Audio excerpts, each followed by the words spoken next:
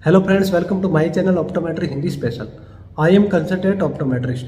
तो आज मैं इस वीडियो में आपको बताऊंगा कि एक ऑप्टोमेट्रिस्ट पेशेंट को सही करेक्ट पावर कैसे दे। तो पिछली वीडियो में भी मैंने आपको कुछ ऐसी टिप्स बताई थी जिसे आप फॉलो करके और एक स्पेक्स की पावर करेक्ट दे सकते हैं।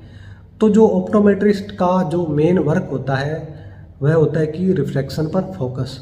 अगर आप सही से पेशेंट का रिफ्लेक्शन नहीं कर रहे हैं, सही से पेशेंट को स्पेक्स की पावर नहीं दे रहे हैं, तो जब वह पेशेंट स्पेक्स बनवाएगा तो उसमें जो ग्लास डलेंगे वह भी अनकरेक्ट डलेंगे, सही नहीं डलेंगे। तो उससे पेशेंट को बहुत प्रॉब्लम आती है और उससे आपको भी प्रॉब्लम आती है। आप सही से रिफ्लेक्शन नहीं कर पाते हैं, आप फ्रेशर हैं, तो आज आपकी इस प्रॉब्लम को इस वीडियो में हम सॉल्व करेंगे। तो पिछली वीडियो में भी मैंने आपको कुछ ऐसी टिप्स बताई थी। अगर वह वीडियो आपने नहीं देखी है तो आप हमारे यूट्यूब चैनल पे जाके वह वीडियो देख सकते हैं और इस वीडियो का लिंक मैंने नीचे डिस्क्रिप्शन में दे दिया है।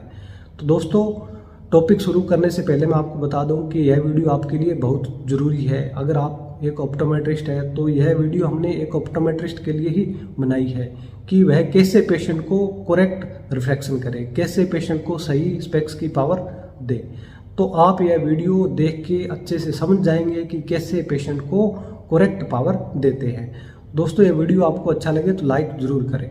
तो अगर आप इस YouTube चैनल पे नए हैं और अभी तक आपने हमारे YouTube चैनल को सब्सक्राइब नहीं किया है तो आप हमारे YouTube चैनल को सब्सक्राइब कर लें और बेल आइकन को भी दबा लें ताकि हमारे आने वाली नई वीडियो की नोटिफिकेशन आपको मिल जाए। तो चलिए फ्रेंड्स, हम ARF की रीडिंग से समझते हैं कि एक स्पेक्स की पावर कैसे देते हैं। तो जैसे राइट में -3 है और लेफ्ट के अंदर 1.50 है, तो यह ARF की रीडिंग है। तो इससे हम स्पेक्स की पावर देंगे।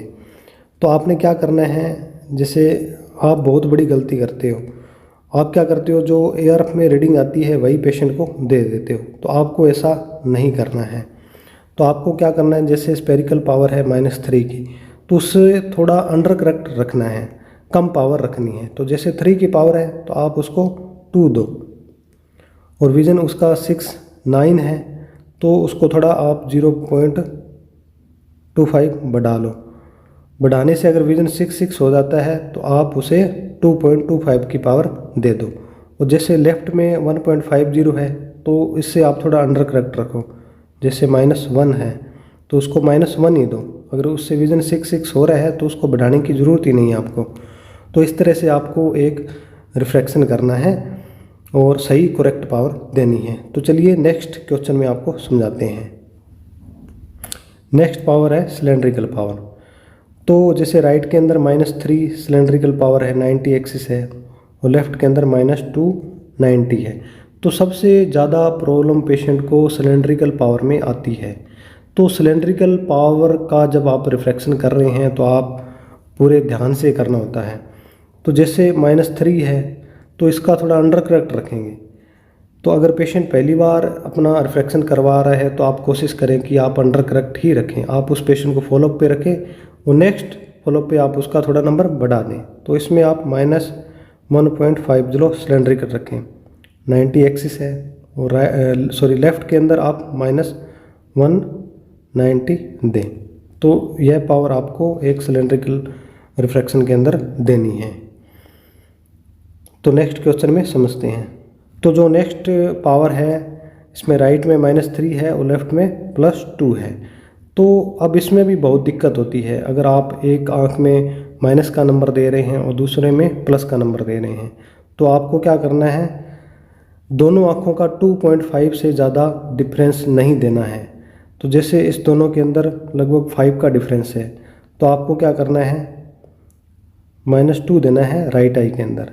विजन इसका 6-9 है और लेफ्ट में आपको क्या करना है, +1 देना है और विजन इसका 6-9 है। तो आप यह पावर पेशेंट को देंगे।